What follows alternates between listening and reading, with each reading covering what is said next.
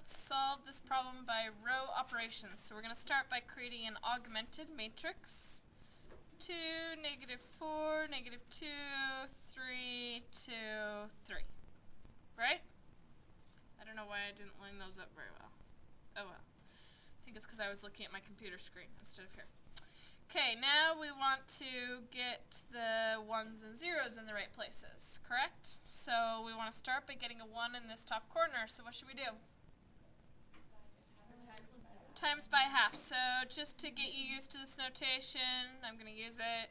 So 1/2 times row 1 gives us a new row 1. So 1, -2, -1. And then I could just write down the next row and just do one step per writing. But I tend to like to do more than one step at a time if I can, just to do less writing. Will that confuse you? No. Well, I don't feel that like the order you're supposed to make. It's like you're starting in the top left corner and then you go counterclockwise. And the reason you have to find them in that order is that if you don't, you end up undoing what you've already done in the process of finding the others. But if you have 1s and 0s, then when you're adding stuff, the 0s added to stuff are going to leave them what they are. And so that's why it's best to do it that way. Okay, so our goal was to get a 1 right here, so we divided by 2. Okay, now we want to get a 0 here. So to do that, I'm going to take the new row 1 and multiply by a -3 and add it to that row 2. So I'm going to have a new row 2 by multiplying row 1 by a -3 and adding it to row 2. So there's the notation that's saying what I'm doing. So -3 times 1 is -3 plus 3 is 0. -3 times a -2 is a +6 plus 2 is 8. -3 times a -1 is +3 plus 3 is 6. Did I do okay? Alright, next step is to get a 1 here. I like to avoid fractions whenever possible, but I don't think this one's possible. So how do I get a 1 in that location right there? My new row 2 is going to be 1/8 times the previous row 2. So that gives me 0, 1, and then 3/4. Did everyone follow what I just did? So 1/8 times 8 is 1. 1/8 times 0 is just 0. And see, that's why it's nice that we got that 0 to begin with, because it's just going to stay 0. And then 1/8 times 6 is 6/8 or 3/4.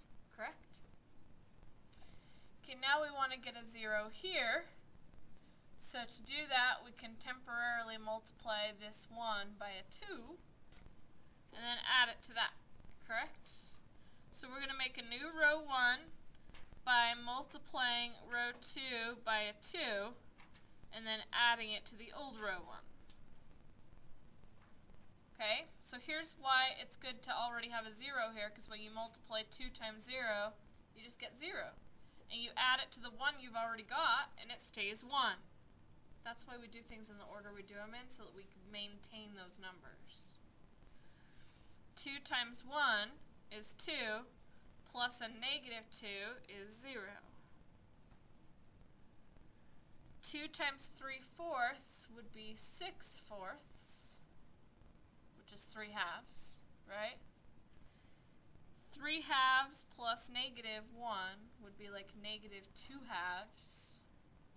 So 3/2 and -2/2 would be 1/2. Did I do that right? If you're not sure about your arithmetic in your head, write it down. So 2 times 3/4 is 6/4, which is 3/2. And then we're going to add that to -1, which is 3/2 minus 2/2, which is 1/2. Yeah, I think I did it right. Perfect. So now it's like you're saying, you know how at the beginning we turned this into this?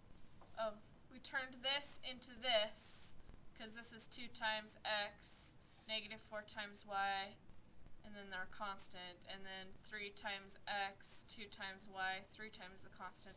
So think of it as the same way this time. So you have x times 1 is 1x, and 0 times y is 0y equals 1/2. So what does that tell us about x? X equals 1/2. So do you see how that last step is really just putting it back into the systems? But it ends up being the answers.